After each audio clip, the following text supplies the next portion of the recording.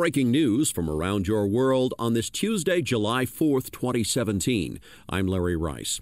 Russia and China joined diplomatic forces Tuesday and called on North Korea, South Korea, and the United States to sign up to a Chinese de-escalation plan designed to diffuse tensions around Pyongyang's missile program. The plan would see North Korea suspend its ballistic missile program, and the United States and South Korea simultaneously call a moratorium on large-scale missile exercises, both moves aimed at paving the way for multilateral talks. The initiative was set out in a joint statement from the Russian and Chinese foreign ministries issued shortly after President Vladimir Putin and Chinese President Xi Jinping held wide-ranging talks in the Kremlin. The statement read, "The situation in the region affects the national interests of both countries. Russia and China will work in close coordination to advance a solution to the complex problem of the Korean Peninsula in every possible way." The Chinese president is meeting with Russia's president for talks on boosting ties between the two allies. Before arriving in Moscow Monday, Xi warned President Donald Trump that some negative factors are hurting U.S.-China relations as tensions soared over a U.S. destroyer sailing within the territorial sea limits of a Chinese-claimed island in the South China Sea. Trump, Putin, and Xi will attend the Group of 20 summit in Germany later this week. Putin and Trump are to hold their first meeting there. That launch of that missile by North Korea was said to be its first successful test launch of an intercontinental ballistic missile, or ICBM. North Korean state media said the rocket flew for 39 minutes, traveling 580 miles and reaching an altitude of more than 1,740 miles. North Korea said the missile could reach anywhere in the world. Experts said its trajectory could carry a warhead as far as Alaska, although they disagreed on whether it could accomplish North Korea's goal of developing a missile capable of reaching the U.S. mainland. That would require a missile with a range of 4,800 miles, as well as the ability to miniaturize a warhead to fit on it and to prevent the missile from being destroyed on re-entry into the atmosphere. President Trump criticized North Korea's leader Kim Jong-un after the launch, tweeting, "Does this guy have anything better to do with his life?" Trump also said on Twitter that it's hard to believe that South Korea and Japan will put up with this much longer. The Pentagon has thrown a cloak of secrecy over assessments of the safety and security of its nuclear weapons operations. That's a part of the military with a history of periodic inspection failures and bouts of low morale. Overall results of routine inspections at nuclear weapons bases, such as a pass-fail grade, have been previously publicly available. They are now off-limits. The change goes beyond the standard practice of withholding detailed information on the inspections. The stated reason for the change is to prevent adversaries from learning too much about U.S. nuclear weapons vulnerabilities. President Trump's first meeting with Russian President Vladimir Putin this week will be brimming with global intrigue, but the White House says there's no specific agenda. So what are two of the world's most famously unpredictable leaders to discuss? Trump prefers to have neatly packaged achievements to pair with high-profile meetings. He may be looking for concessions from Russia to show he's delivering progress and helping restore a productive relationship. Putin would almost surely want something in return. There's a long list of irritants the two countries have been discussing. White House National Security Council and State Department officials have been reviewing possible gestures the U.S. could offer Moscow. That's according to a current and former administration official who wasn't authorized to comment publicly and requested anonymity. Germany should brace for further attacks given growing numbers of potential Islamist militants, according to top German security officials on Tuesday. They vowed to step up efforts to prosecute, convict, and deport suspects.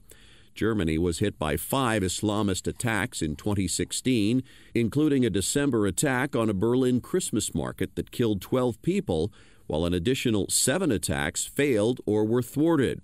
Hans-Georg Maassen, president of Germany's Domestic Intelligence Agency, BFV, told reporters, Islamist terrorism is the biggest challenge facing the BFV, and we see it as one of the biggest threats facing the internal security of Germany.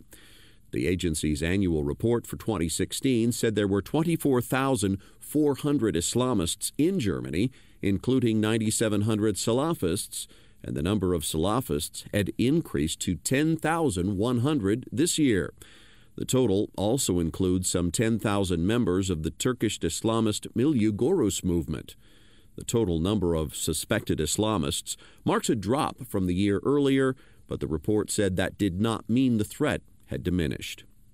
The family of a Libyan man convicted in the 1988 Lockerbie bombing is launching a fresh effort to posthumously clear his name.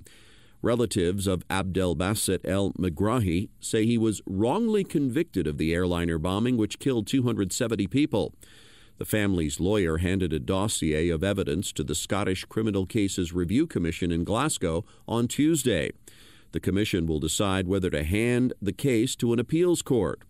Al-Megrahi was convicted in 2001 of blowing up a Pan Am 747 over the Scottish town of Lockerbie on December 21, 1988, killing all 259 people aboard and 11 people on the ground.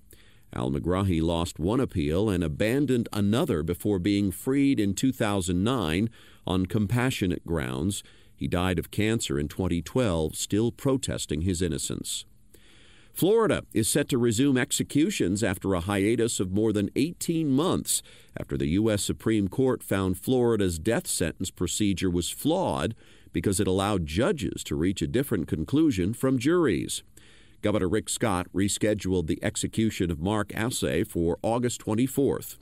Assay was originally scheduled to be executed March 17, 2016, for the 1987 murders of Robert Lee Booker and Robert McDowell in Jacksonville. The execution was put on hold after the Supreme Court found the state's death penalty law unconstitutional. The state legislature has since twice changed the law, most recently this year when it required a unanimous jury recommendation for the death penalty. Assay would be the 24th person executed since Governor Scott took office in 2011. Legislation to begin the process of transferring European Union law into British law will be presented to Parliament next week. A spokesperson for Prime Minister Theresa May said Brexit Minister David Davis had given colleagues an update on the repeal bill, which will shift EU legislation into British law as part of the Brexit process. Tens of thousands of EU-related laws have made their way onto the British statute book during membership in the bloc, and unpicking that complex legislative web is likely to take many years. The repeal bill, which the government says will help achieve a smooth transition as Britain leaves the EU, will transpose EU law and repeal the 1972 European Communities Act, which formalized Britain's EU membership. It will also give Parliament the power to change existing laws to make sure they still work after Brexit.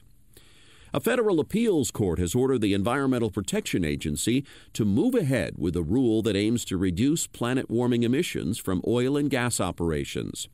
The split decision of a three-judge panel from the U.S. Court of Appeals for the District of Columbia Circuit finds that EPA Administrator Scott Pruitt overstepped his authority. Pruitt had sought to delay implementation of an Obama-era rule requiring oil and gas companies to monitor and reduce methane leaks. The appeals court disagrees with Pruitt's contention that industry groups had not had a sufficient opportunity to comment before the rule was enacted. The judges also say Pruitt lacks the legal authority to delay the rule from taking effect. The EPA could seek to appeal that decision to the U.S. Supreme Court. Volkswagen says its flagship brand is returning to Iran after a 17-year absence. The German carmaker said in a statement Tuesday it will start selling Tiguan SUVs and Passat sedans through an importer. Volkswagen began selling vehicles, including its classic Beetle, in Iran in the 1950s, but withdrew from the market in 2000. Volkswagen said in a statement that restarting exports offers the company a chance to get to know local market conditions and reestablish the Volkswagen brand. It cited Iranian government estimates of a car market with 3 million new vehicle sales per year. And that's your update for this Tuesday, July 4th, 2017. I'm Larry Rice. Thanks so much for listening, and have a wonderful day.